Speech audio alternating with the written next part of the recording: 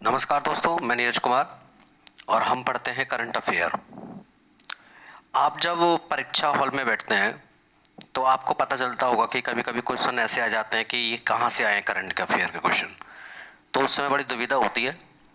तो उसी समस्या के समाधान के लिए हमने ये सीरीज निकाली है। ये इस टाइप की करंट अफेयर होती है जो विभिन्न अखबारों के माध्यम से हमें पढ़नी होती है। हमारे पास टाइम नहीं है तो हम अखबार इतने नहीं पढ़ पाते थे, न्यूज़पेपर नहीं पढ़ पाते। जैसे आपका द हिंदू हो गया, इंडियन एक्सप्रेस और आपका पीआईबी हो गया। बहुत सारी चीज़ें हैं, हम इनको पढ़ नहीं पाते हैं। तो ये क्वेश्चन है आपका, हाल ही में किस देश ने चीन के तटरक्षक बल पर दक्षिणी चीन सागर में फ्लोटिंग बैरियर स्थापित करने का आरोप लगाया है? तो ये फ्लोटिंग बैरियर स्थापित करने का जो आरोप लगाया है, किस देश ने लगाया है? Taiwan, Philippines, Indonesia.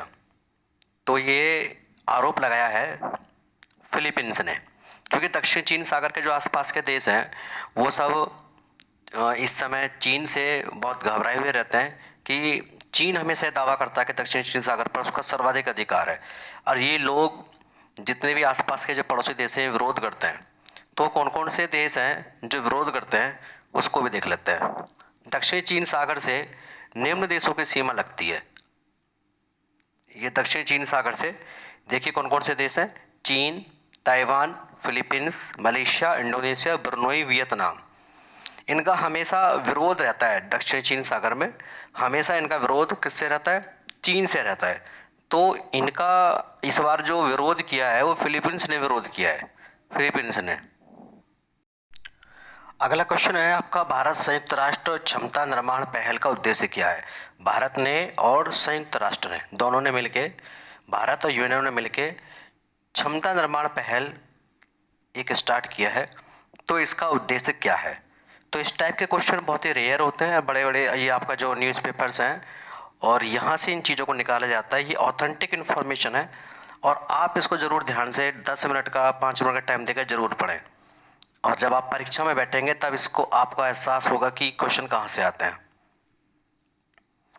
तो ये जो उद्देश्य है G20 के विकास को बढ़ावा देना, या पर्यावरण परियोजना पर काम करना, दुनिया में सौर ऊर्जा अधिकतम स्थापित करना, या ग्लोबल साउथ देशों की क्षमता का निर्माण करना। तो ये उद्देश्य क्या है? भारत और संयुक्त राष्ट्र का पहल इसमें क्या है? तो इसका सही आंसर होगा घ, ग्लोबल साउथ देशों की क्षमता का निर्माण करना। ठीक है, ग्लोबल साउथ में क्या क्या होता है, नोट इसको देख लेते हैं हम। तो ये है आपका ग्लोबल साउथ में अफ्रीका के जो देश हैं, और आपका लैटिन अमेरिकी देश, कैरेबियन देश, और एशिया और ओशिनिया के क्षेत्र इसमें शामिल है ग्लोबल साउथ में।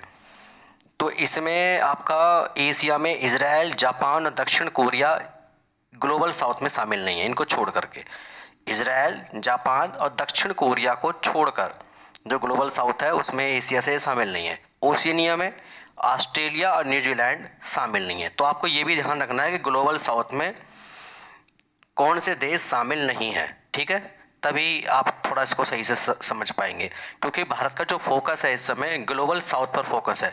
G20 में भी ग्लोबल साउथ पर ही फोकस किया गया था, क्योंकि हम वो देश हैं, इंडिया वो देश है जो पूरे विश्व को एक परिवार मानता है, सभी को साथ लेकर चलना चाहता है।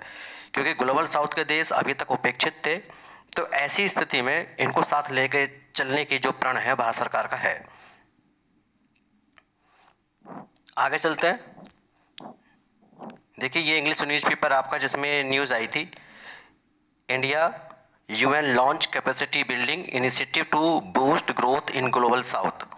जो अभी मैंने आपको थोड़ी देर पहले हिंदी में बताया, ये न्यूज़पेपर में ये इसकी कटिंग है।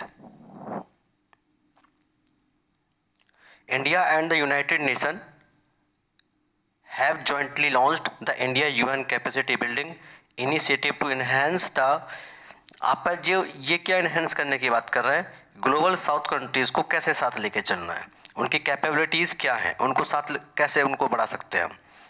तो ये इसमें है। अगला क्वेश्चन है, काम्बोम्बा फुरुकोटा क्या है, हाल ही में क्यों चर्चा में है? काम्बोम्बा फ्रूटा क्यों आपका ये चर्चा में है? फुरकुटा, तो इसका सही आंसर क्या होगा? कै खे गए। आप इसमें सारी चीजें देख रहे हैं। तो इसका सही आंसर होगा विदेशी आक्रामक प्रजाति। ये एक विदेशी आक्रामक प्रजाति है। और ये जो काम्बोबा है फुरकोटा, इसकी विशेष बात यह है कि इसमें पूरे साल इसमें पिंक कलर के जो फूल हैं, फ्लावर्स हैं, वो आते रहते हैं। और जो वहाँ का एरिया है जहाँ पर ये होते हैं, उस एरिया में, ये साउथ इंडिया में, उस एरिया में जो पानी है वो भी पिंक कलर का हो जाता है, क्योंकि फूल भी पिंक कलर के इस पर आते हैं। इस प्रजाति के कारण कोले आर्द्र भूमि, इस प्रजाति के कारण क्या हुआ है? कोले आर्द्र भूमि। अभी आपको पता चल जाएगा कोले आर्द्र भूमि कहाँ है। कोले आर्द्र भूमि दूषित हो गई है, पानी में ऑक्सीजन की कमी हो गई है, क्योंकि ऑक्सीजन के अच्छे अवशोषक हैं। और जब पानी में ऑक्सीजन की कमी हो जाती है तो मछलियां मरने लगती हैं, मछलियों को नुकसान होता है, क्योंकि मछलियां जो होती हैं वो अपना ऑक्सीजन पानी से ही लेती हैं, तो इससे काफ़ी नुकसान हो जाता है। तो ये जो कोले आर्द्र भूमि है, इस पर भी क्वेश्चन देख लेते हैं। कोले आर्द्र भूमि किस राज्य से संबंधित है? तो इसका सही आंसर क्या होगा? आप ऑप्शन देखिए, केरल, तमिलनाडु, मणिपुर, जम्मू कश्मीर। तो इसका सही आंसर होगा केरल। ये केरल में, कोले आर्द्र भूमि केरल में है। आगे बढ़ते हैं। ये जो आपका युद्ध अभ्यास है, 19वां संस्करण हुआ है युद्ध अभ्यास, 25 सितंबर से 8 अक्टूबर तक ये होगा। अभी 19वां संस्करण भी हुआ नहीं है, होगा, स्टार्ट हो चुका है वैसे, ये होगा। और ये कहाँ पर होगा? Fort Wainwright, Ottawa, Shillong, Berlin. तो इसका सही आंसर क्या होगा? इसका सही आंसर होगा फोर्ट वैनराइट। फोर्ट वैनराइट इसका सही आंसर होगा। ये कहाँ पर है? ये शहर कहाँ पर है, ये आपको अभी हम अपनी व्याख्या में बता देते हैं। फोर्ट वैनराइट अलास्का, यूएसए में है, अमेरिका में है। तो यहाँ पर ये इस बार युद्ध अभ्यास हो रहा है। ये वैसे भी भारत और अमेरिका के बीच में ही होता है, इस बार ये अमेरिका में हो रहा है। देखिए, अभी मैंने थोड़ी देर पहले जो बताया था कोम्बोम्बा, ये अभी एक फूल था, ये इसका नाम भी इस टाइप का थोड़ा सा। देखिए, काम्बोम्बा फुरकुटा, तो इसके बारे में एग्जाम में है, Cabomba furcata. Cabomba furcata popularly called as pink bloom. इसको क्या बोलते हैं? पिंक ब्लूम उसको बोलते हैं। ये भी कहाँ से?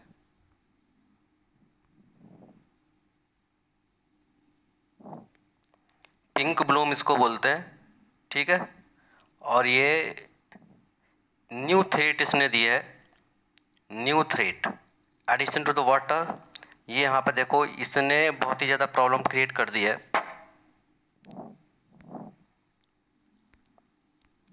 देखिए, ये इस तरीके से पिंक कलर की ये जो झील है केरल में, कोले झील, इस प्रजाति के कारण इस तरीके की झील हो चुकी है। इस प्रजाति के कारण इस प्रकार की झील हो चुकी है, और इसमें ऑक्सीजन की कमी हो चुकी है, और इसके अंदर जो जीव जंतु हैं वो नष्ट होते जा रहे हैं। ठीक है, आगे बढ़ते हैं। ओसीआई कार्ड कब से बनाया जा रहा है? आपको पता है कि कनाडा का जो मैटर है वो आजकल चर्चा में है, कनाडा का मैटर। तो कुछ लोगों के वहाँ पर सरकारें कोशिश कर रही है कि जो ये देशद्रोही टाइप के लोग हैं, जो खालिस्तानी लोग हैं, इनके ओसीआई कार्ड समाप्त किए जाएं।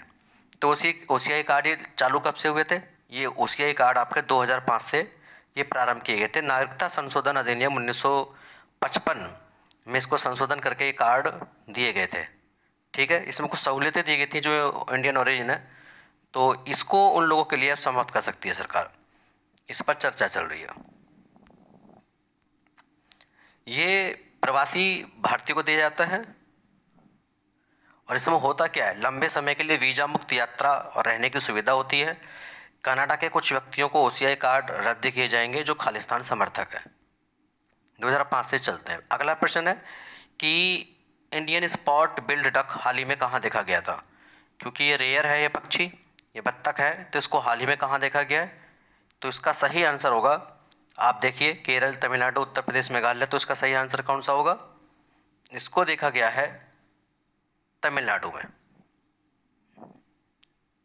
इस पक्षी को, ये एक बड़ी बत्तख है जो मीठे पानी की आर्द्र भूमि है, वहाँ पर ये मोस्टली आते हैं और यहाँ ये प्रवासी प्रजनन करते हैं। मणिकपुरम टैंक है तमिलनाडु में, तिरुपुर डिस्ट्रिक्ट में, यहाँ इसको हाल ही में देखा गया है। तमिलनाडु के तिरुपुर डिस्ट्रिक्ट में इसको देखा गया इस पक्षी को। इसका भी हम आपको एक इमेज भी दिखा देते हैं। देखो ये है आपका पक्षी के बारे में, Indian spot billed duck spotted, ये आपका देखो लिखा हुआ है। इसको कहाँ पर देखा गया है? तिरुपुर में इसको देखा गया है। देखिए ये पक्षी है, इसको हाल ही में देखा गया है तिरुपुर में।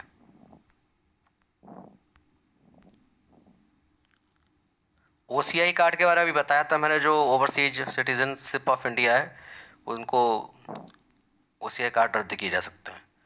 आगे इसके अलावा जो महत्वपूर्ण अभ्यास हुए हैं उनको भी हम पढ़ लेते हैं, क्योंकि आज जो इंग्लिश पेपर आए थे उनमें कुछ जितनी खबर थी उसको हमने कवर कर दिया। कभी कभी किसी दिन ऐसा हो जाता है कि न्यूज़ थोड़ी जो काम के लायक हमारी होती है एग्ज़ाम के पर्पज़ से थोड़ी कम रह जाती है, राजनीतिक खबरें ज़्यादा हो जाती हैं। तो ये कुछ महत्वपूर्ण अभ्यास है, इनको हम देख लेते हैं। जैसे अग्निस्त्र कहाँ हुआ था? ये पूर्वी लद्दाख में हुआ था। ठीक है, पूर्वी लद्दाख में हुआ था। और इसको भारतीय सेवा लिखा है, भारतीय सेना है, भारतीय सेना के उत्तरी कमान द्वारा, भारतीय सेना के उत्तरी कमान द्वारा हुआ था, सेवा नहीं है, सेना। अभ्यास रणविजय, ये कहाँ पे हुआ अभ्यास रणविजय? ये प्रयागराज में हुआ था, भारतीय वायुसेना के द्वारा। ठीक है, आगे एक्स एक्विरिन सैन्य अभ्यास, ये किसके बीच होता है? ये होता है आपका भारत और मालदीव के बीच में। इसका आयोजन हुआ था चौबटिया में, यानी कि उत्तराखंड में। फ्रीजैक्स 2023 कहाँ पर हुआ? ये आयोजन हुआ तिरुवनंतपुरम केरल में।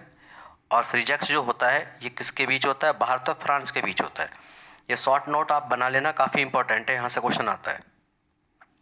आगे है अभ्यास खंजर। अभ्यास खंजर जो होता है भारत और किर्गिस्तान के बीच में होता है, लेकिन इसका आयोजन इस बार कहाँ हुआ था? ये 2023 के हैं सारे। इसका हुआ था टोकमोंग, ये कहाँ पर है? किर्गिस्तान में है। ठीक है, तो इतना ही आज है, बाकी क्वेश्चंस कल हम देखेंगे। ठीक है यार, बीच में कुछ और भी अच्छे क्वेश्चन मिलते हैं तो उसको भी डाल देंगे। लेकिन आप लोगों से रिक्वेस्ट है कि आप इतने रेयर क्वेश्चन हम आपको ढूंढ के इतने सारे न्यूज़पेपर पढ़ के डालते हैं, तो कम से कम जो ऐसे बच्चे हैं जो बहुत मेहनती हैं, मेहनत करते हैं और कभी कभी वो 1-2 नंबर से फेल हो जाते हैं, पता चलता है कि एक महत्वपूर्ण करंट अफेयर का क्वेश्चन छूट गया, उसको कर देते तो सेलेक्ट हो जाते हैं। तो ऐसे बच्चों को ज़रूर आप शेयर कर दें जो सीरियस है पढ़ने में, आप उनके लिए आप ज़रूर शेयर करें। और ये हमारी आपसे रिक्वेस्ट है, जितने लोगों को आप शेयर कर सकते हैं उतना ही हम मोटिवेट होंगे ज़्यादा से ज़्यादा वीडियो डालने के लिए। बस आपके सहयोग की ज़रूरत है। धन्यवाद। मैं नीरज कुमार।